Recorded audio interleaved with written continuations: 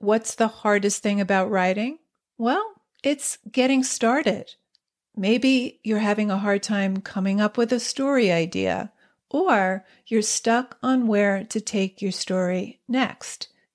If you want a way into a story or a way through, I have 9 story starters to help you. This free PDF is full of story seeds and prompts to get you going. To download your 9 story starters, go to nancypanuccio.com/start. That's Nancy with an I, Panuccio with 2 C's, nancypanuccio.com/start. You need to know the peripheral events of your story's time period and how it impacts your characters, even if they're not consciously aware of it.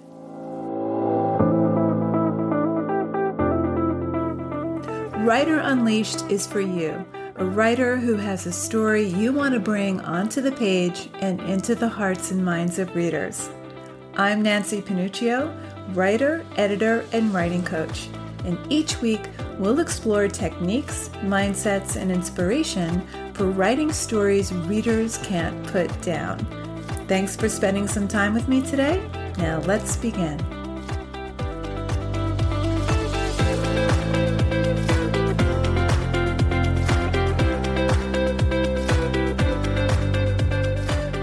In story, setting is a vital, yet often underused element.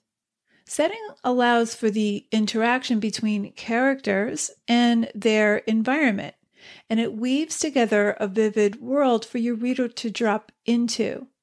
In this episode, I'll share 4 ways to bring setting into your scenes. We'll explore how setting influences character development and gives the reader an immersive experience so that the setting doesn't serve as mere backdrop, but transports readers into the world of your story. So let's dig in. Setting is a core element of your scenes. It's a great opportunity to set the tone or the ambiance of a scene, to create mood and reveal character. But its primary purpose is to contain the actions of each scene. In last week's episode 149, we talked about how a scene is an event that happens in one particular place. So setting grounds the reader in the scene and in the story as a whole. It's more understated than other elements of scene, but you still want to consider your setting carefully because it shapes the characters who wind up there and it gives your readers a place to land. Your characters will be interacting with that setting either through observations or physically engaging with it. For example, Cheryl Strayed in her memoir Wild is physically interacting with the setting. It's like another character. She's on the Pacific Crest Trail and she's hiking for 6 months. And as she hikes, she navigates drought, heat, rain, and other challenges. So she's in direct conflict with the main setting. Settings in story are just as varied and complex and dimensional as they are in the real world. They both shape and reveal us in equal measure. A sweltering East Village apartment will have a very different effect on character and events than a small college town in Troy, Illinois. Okay, here are 4 levels of setting to make yours multi-dimensional and vivid. Number 1, geographical location. Where in the world is your story set? Is it an imaginary planet? An Upper West Side neighborhood in New York City? Is it a place you've invented out of whole cloth? Maybe your story shifts to 2 or more settings and or time periods. Many writers I work with have 2 or more settings in their novels. The geographical location is the one thing you've probably already decided. If not, it's the one thing you want to decide as quickly as possible, because it will have more bearing on your characters than other details of setting. Every location comes with information that's useful to you and helps immerse the reader into the world of the story. So, is it a world you invented out of whole cloth? Think of Hogwarts School of Witchcraft and Wizardry from Harry Potter, or Gotham City from Batman, or Middle-earth from Lord of the Rings. What's the terrain like? What's the climate? Is it set in a certain state or county? Also, you want to think of limitations and pressures of any geographical place and how that might influence or impact your character's quest to get what he or she wants. If your character lives in a rural setting, he or she may be isolated. Seasons may be harsher. Or maybe they live in a bustling metropolitan area. For example, New York City, where people are living stacked on top of each other. Nothing is arbitrary, so don't just set up a geographical location for the sake of just providing a backdrop. Think about its implications on the lives of your characters, on their experiences. Use it to reveal your characters, or maybe even to challenge your characters, as it does in Cheryl Strayed's memoir Wild, as she hikes the Pacific Crest Trail. You want the reader to feel as though he or she is physically transported to that world. So the more vividly you bring that world onto the page, the more immersive your readers experience. That said, you don't want to give a lengthy description of the setting. You just want to think about how location impacts the lives of your characters and find ways to weave details of that world into the action. Nothing in your story should be arbitrary, so give some thought, if you haven't already, about where in the world your story takes place. Your story may have more than one location, and each location will affect your characters in different ways. Okay, on to number 2. Historical time. When does your story take place? Medieval England? Does it take place in the future? How many years into the future? I'm thinking of M.T. Anderson's novel Feed, which takes place roughly about 100 years in the future. Maybe it takes place during the 1960s, during the anti-government movement. Think of historical references and how you can use them. The time in history will have a profound effect on your character. Martha McPhee's novel Bright Angel Time is set in the early 70s during the divorce boom. She references the day the men landed on the moon as the day her father left. Peter Cameron's young adult coming-of-age novel, Someday This Pain Will Be Useful to You, takes place in New York City post 9/11. It's set around 2003. The narrator, James, is grappling with his future, and he's dealing with his dysfunctional but very lovable family and his hometown, which is still scarred by 9/11, and he's been having panic attacks. Now, what I admire about this novel is that 9/11 does not take center stage. It doesn't talk about terrorism or wars. It isn't until halfway through the book that we realize that James was in school where he saw the towers collapse, and there's a reference to a woman who no one even bothered to realize was missing for many days afterwards. As a parallel, James goes missing twice, once during an American classroom event in Washington, D.C., that we hear about in Backstory, and then another time when he goes to his grandmother's place and neither his sister nor his mother realize his absence, and there's a line where he says they would have noticed had he been gone longer. So the historical event of 9/11 bears pressure on the story, but it's a package of reality that's brought forth progressively, not all at once. when your story takes place impacts your characters profoundly and in multiple ways that are so ingrained, your character may not even be aware of it.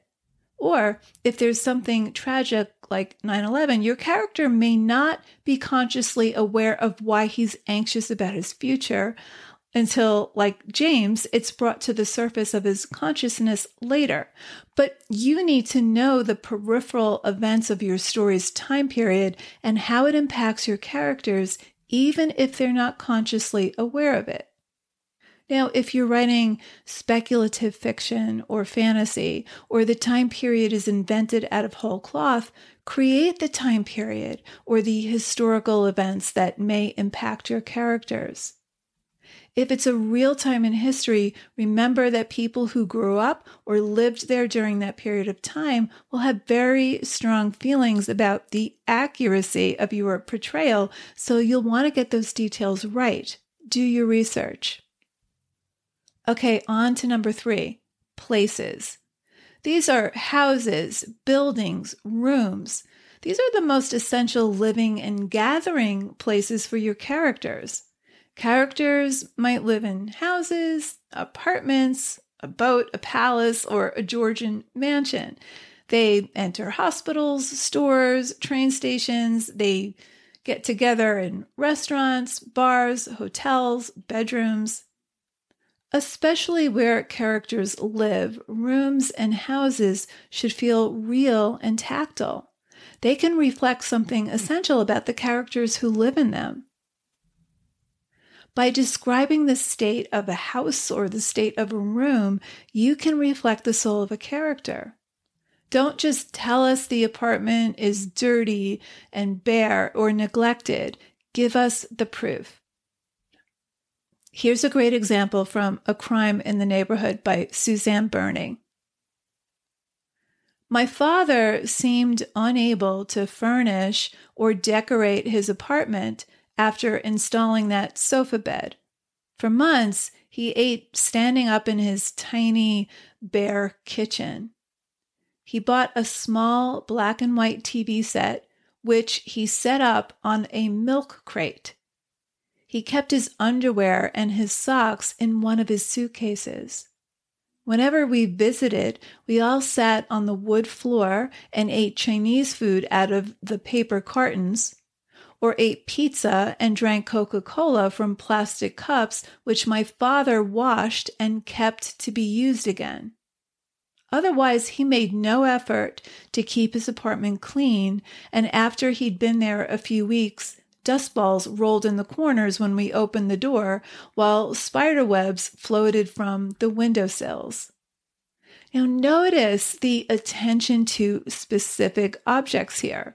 The sofa bed, the small black and white TV set, the milk crate, the suitcases where he stored his socks and underwear, the paper cartons they ate out of, the plastic cups that he reused. The details bring life to this passage and give us not only a concrete sense of place, it paints a picture, but it gives us insight into the narrator's experience of her parents' split, this sense of displacement. And we feel a little sorry for Dad, who we didn't feel much sympathy for early on because we learned early in the novel that he left her mother to run off with her sister. So this humanizes him. Okay, number 4, culture. Culture influences how people behave, what their beliefs are, how they define self. Different cultures have different standards of beauty. They have different ideas of what it means to be female or male. There are accents, manner of speech, political values, folklore. There are social or religious traditions, or maybe a lack of tradition. Culture influences self-identity in ways we're consciously and most often not consciously aware of. In Lolita, for example, Humbert is a European emigre to America, and he never lets us forget it. He's a French literature professor, and he's always lamenting Lolita's resistance to high culture. He's condescending towards her taste for American pop culture. At one point, he says Lolita was to whom ads were dedicated, the ideal consumer, the subject and object of every foul poster. So Humbert sees Lolita as a very conventional, simple girl who enjoys hot jazz, square dancing, gooey fudge sundaes, musicals, movie magazines, and so forth. Junot Diaz's work often explores themes of Dominican culture and its impact on his characters. His novel, The Brief Wondrous Life of Oscar Wilde, follows the story of Oscar de Leon, a Dominican-American growing up in New Jersey. And one of his culture's impact is this concept of fuku, a recurring theme throughout the novel. Fuku is a curse believed to haunt Oscar's family due to their Dominican heritage. And this cultural belief influences the characters' actions and their choices. They're grappling with the idea that they're destined to face misfortune and struggle. Diaz also incorporates Dominican history into the novel with the oppressive regime of Rafael Trujillo, which influences their understanding of power, of identity, and freedom. So their experiences are deeply rooted in the historical context of their homeland.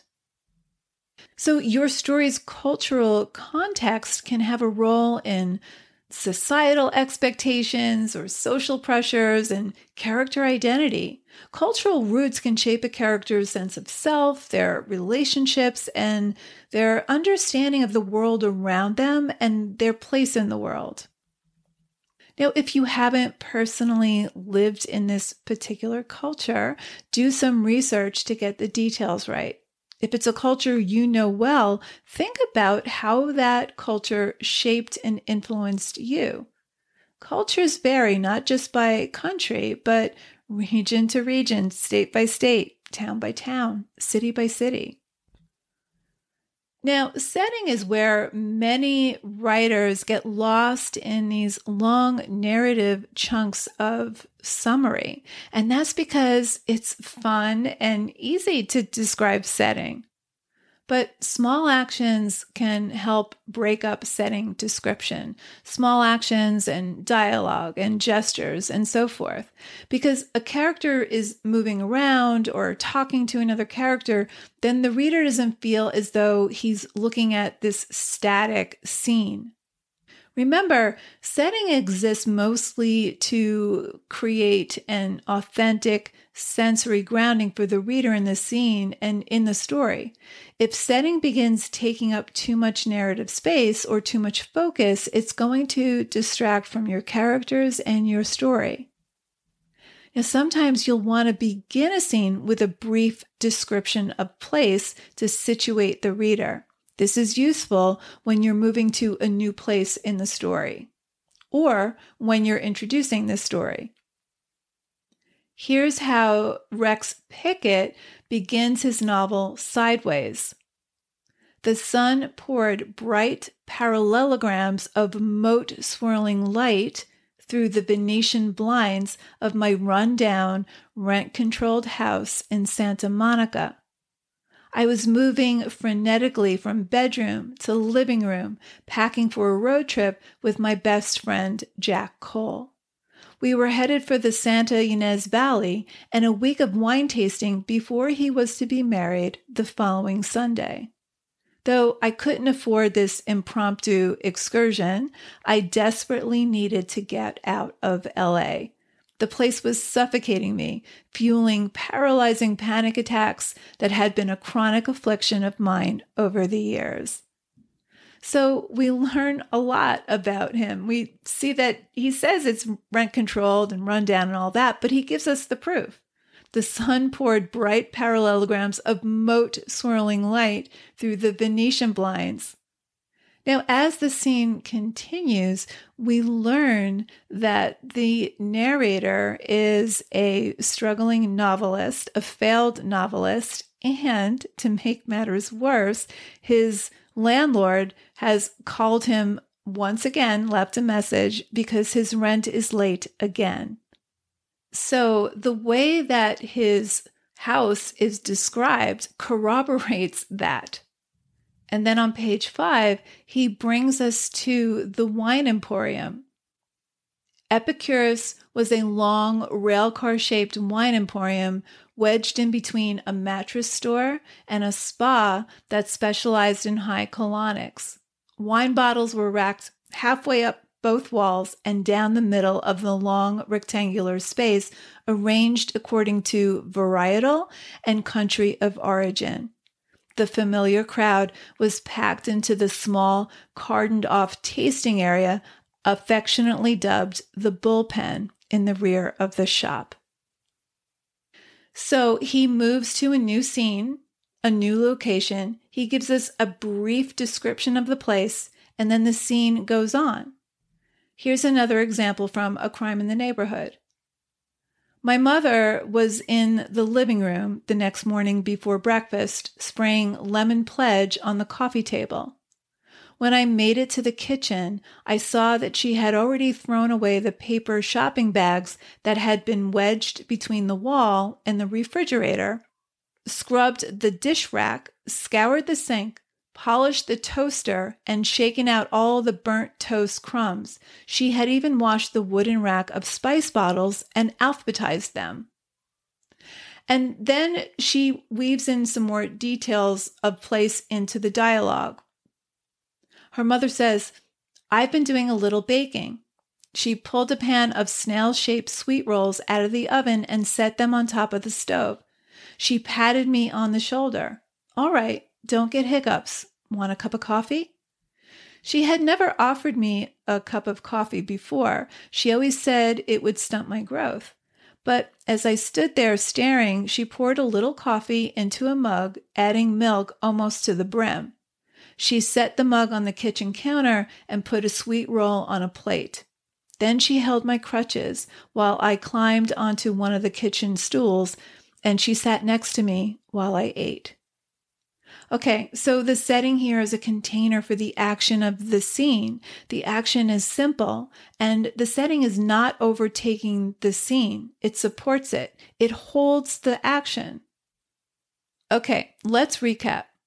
Setting is a core element of your story. It's a great opportunity to set the tone or the ambiance of a scene. It can create mood, it can reveal character, and it grounds your reader in the scene and in the story as a whole. It's the container for the action of each scene. We talked about 4 ways to bring more multi-dimension and life to your setting. Number 1, geographical location. Where in the world is your story set? Number 2, historical time period. When does your story take place? What's going on politically, socially, environmentally? Number 3, places. These are houses, rooms, anywhere where your characters live and gather. And number 4, culture. Culture influences how people behave, what their beliefs are, and how they define self. Now, you don't have to have the setting perfectly figured out right away. You can begin with a vague idea and then just flesh it out as you write and just bring more sensory details as you revise further drafts. So there you go. 4 ways to bring more dimension and life to your setting so you can create an immersive experience for your reader scene by scene. I'll see you next week, same time, same place. Until then, keep writing, and I'll talk to you soon.